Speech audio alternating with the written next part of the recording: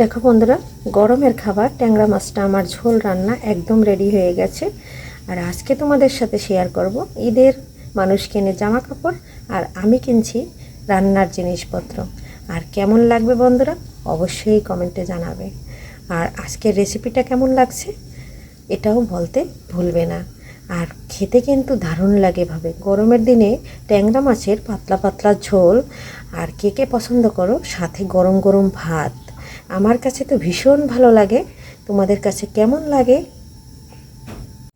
নমস্কার বন্ধুরা, সবাই কেমন আছো? আমি পাপড়ি কিচেন অ্যান্ড ব্লগ থেকে চলে আসলাম নতুন একটা রেসিপি নিয়ে। আজকে আমি ট্যাংরা মাছ ভুনা করব, শুধু পেঁয়াজ দিয়ে ভুনা করব। আর সাথে থাকো বন্ধুরা, দেখতে থাকো আমি মাছটা কিভাবে ভুনা করতেছি। এখন আমি কড়াইতে তেল দিয়ে দেব। কড়াইতে তেল দিয়ে দিয়েছি, মাছে একটু লবণ দিয়ে দিচ্ছি, এখানে একটু হলুদ দিয়ে নিচ্ছি। মাছটা খুব সুন্দর করে মেখে ভেজে নেব। ভেজে তারপরে ভুনাটা করব। আর পেঁয়াজটা কুচি করে নিয়েছি এবং একটু বেটেও নিয়েছি। তেলটা সম্পূর্ণ গরম হয়ে গেছে, মাছগুলো দিয়ে দিচ্ছি। মাছটা খুব সুন্দর করে ভেজে নেব। সম্পূর্ণ মাছটা দিয়ে দিচ্ছি।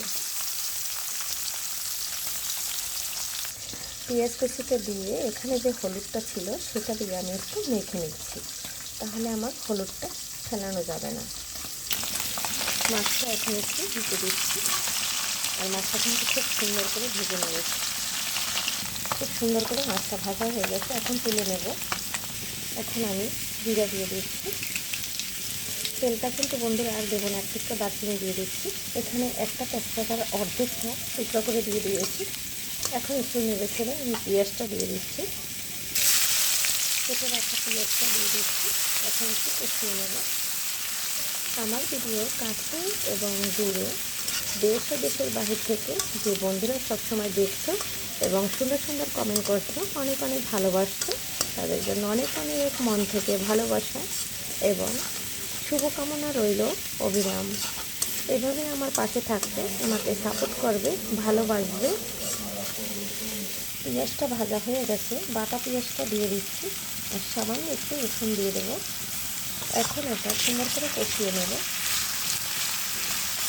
এই মাছটা রান্না করতে আসি আমার বোনের জন্য, কারণ ও ট্যাংরা মাছটা মোটামুটি একটু খায়, তাও যদি কোনো বন্ধ টন্ধ আসে মাছ খেতে খায় না, এর জন্য আমি এইভাবে রান্না করি। এখানে সামান্য একটু গরম জল দিয়ে দিচ্ছি। এখন আমি গুঁড়ো মশলাটা ব্যবহার করব।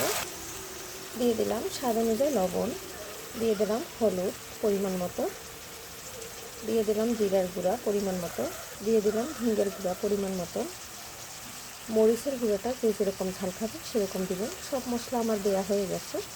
দেখো বন্ধুরা, মশলাটা কিন্তু খুব সুন্দর করে কষিয়ে নিয়েছি। বন্ধুরা, আমার ভিডিওর যদি কোনো অংশ ভালো লেগে যায় তাহলে অবশ্যই সাবস্ক্রাইব করে পাশে থাকবে। দেখো বন্ধুরা, মশলাটা একদম কষানো হয়ে গেছে। এখন আমি ঝোলের জন্য গরম জলটা দিয়ে দেবো।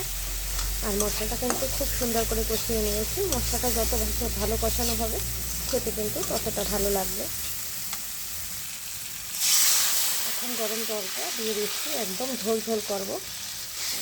যেহেতু গরম জল দিয়ে দিচ্ছি, দেওয়ার সাথে সাথেই কিন্তু বন্ধুরা ফুটে উঠবে। একটু নেড়ে দিচ্ছি।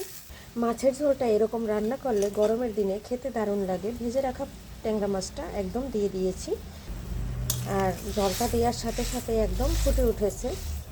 এখন আমি নেড়ে ছেড়ে দিচ্ছি। এখানে আমি আর কোনো মশলা দিব না। 5 মিনিট রান্না করে নামিয়ে নিলেই হয়ে যাবে। ভিডিওর বন্ধুরা দেখা শুরু করলে একটা লাইক দিয়ে কন্টিনিউ করবে। যাদের ভালো লাগবে ভিডিওটা তারা দেখবে, যাদের ভালো না লাগবে তারা বন্ধুরা দেখবে না। তার কারণ বেশিরভাগ মানুষই শুধু কমেন্ট করে চলে যায়, ভিডিওটা অন করে না। এভাবে কিন্তু আমার অনেক ক্ষতি হচ্ছে বন্ধুরা। দেখো বন্ধুরা, 5 মিনিট পরে মাছটা কিন্তু আমার রান্না হয়ে গেছে। আর এখন কিন্তু আমি নামিয়ে নেব। আজকের ভিডিও বন্ধুরা এখানেই রাখছি। পরবর্তীতে দেখা হবে নতুন কোনো ভিডিও নিয়ে। এ পর্যন্ত সবাই ভালো থাকবে, সুস্থ থাকবে। সবাইকে বাই বাই।